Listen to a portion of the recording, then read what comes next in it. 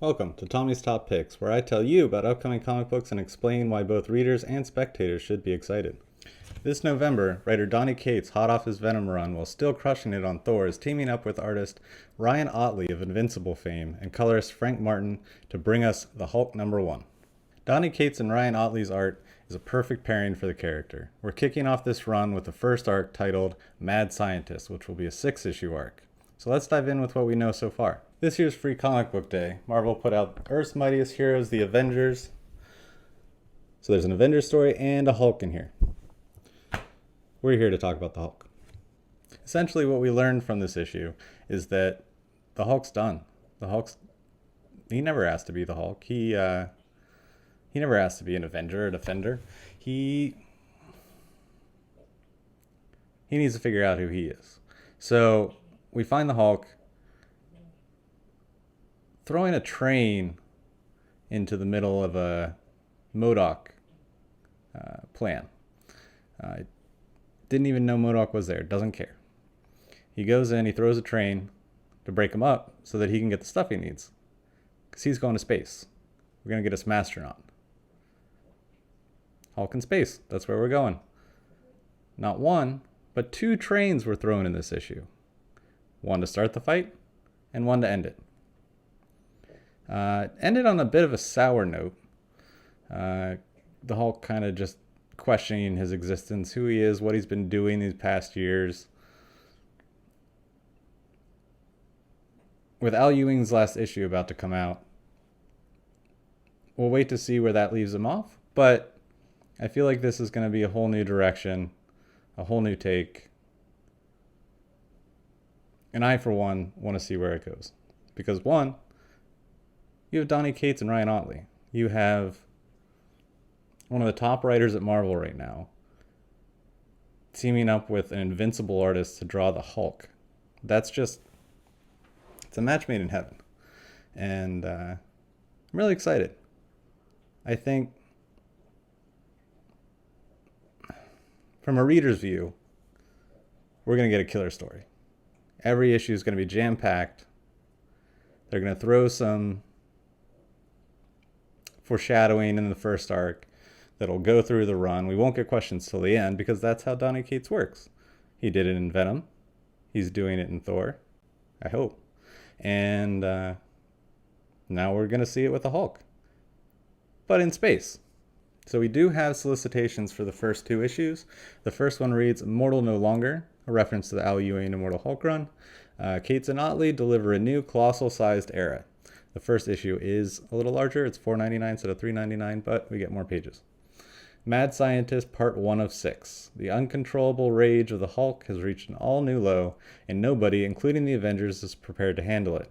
But is it really the Hulk that people should be afraid of, or is there something missing to this puzzle? Join the superstar creative team of Donny Cates and Ryan Ottley as they look to the stars for this next era of the Hulk. Issue 2 reads Mad Scientist Part 2 of 6. Bruce Banner finally has total control with the Hulk locked away. But with a tight grip on his plans, Bruce forgot one thing. Variables can happen at any time. And this one, even Bruce couldn't have imagined. The craziness continues as the Hulk hurtles farther into space. But he is not alone. He's not alone. Cates has proven himself to be one of the top writers at Marvel. And even though Ottley didn't last too long on Spider-Man, he was sharing the book. And I just expected more. I expected more Ottley on. I mean, it's Amazing Spider-Man. You get to see Invincible art on Spider-Man. How cool is that? That's what you want. But I guess beggars can't be choosers. And I'm so excited to get more Ryan Ottley art with these Marvel characters, with Hulk. It's the perfect fit. He threw 2 trains in half an issue. That's cool. So, to sum it up for readers, pick it up. At least the first issue. If it doesn't grab you, if you're not a Hulk reader, try this one. I'm not a Hulk reader. I've read Planet Hulk. I've read Hulk and Avengers. I've read them in other books, but this is the first time I'm really giving a Hulk run a go, and it's because of the creative team. Now, for the speculators. Marvel prints their issue 1 so heavily that issue 1s stay around cover price and even go lower later, typically. They have been doing lower print runs because of the pandemic, but they still print a ton of number 1s and a ton of variants. So there's going to be a lot of stock out there. A lot of stores are going to over order this because they know they'll sell through them eventually. And so this is not a short-term spike. This is going to be readily available any store. It's not going to spike. It'll spike down the road. It's a long haul. I think it'll be a good long-term spec. It's when the run's coming to a close, people are going to look for it. When people are trying to complete their collections, people are going to look for it. I do think the book will go up in value, but not for a while. But pay attention, because there's some trends in Kate's books where the first issue will be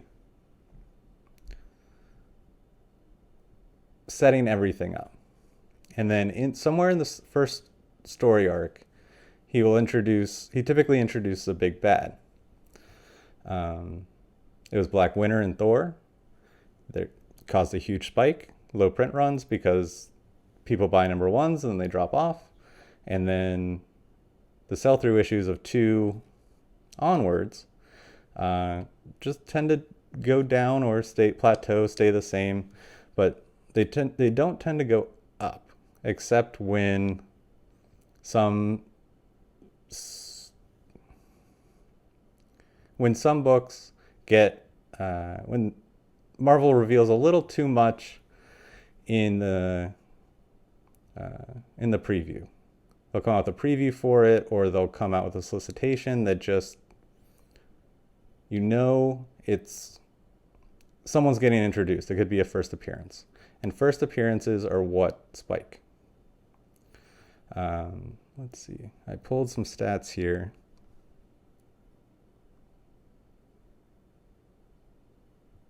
Okay, so let's take Donny Cates' Venom run with artist Ryan Stegman. Came out in May 2018. The number 1 is sitting around 10 to 12 raw, near mint, so non-graded. It's actually pretty good. Like I said, for the Marvel number 1s, they are heavily printed. There are a lot of them.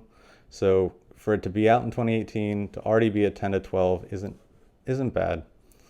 But then you see number 2 having a much smaller print run, going for 30, if you can find it. There's no special appearances or anything. It's just a much lower print run, and so there's much less available. Supply and demand. With issue 3, we get the first appearance of Null. He's the big bad leading into King of Black.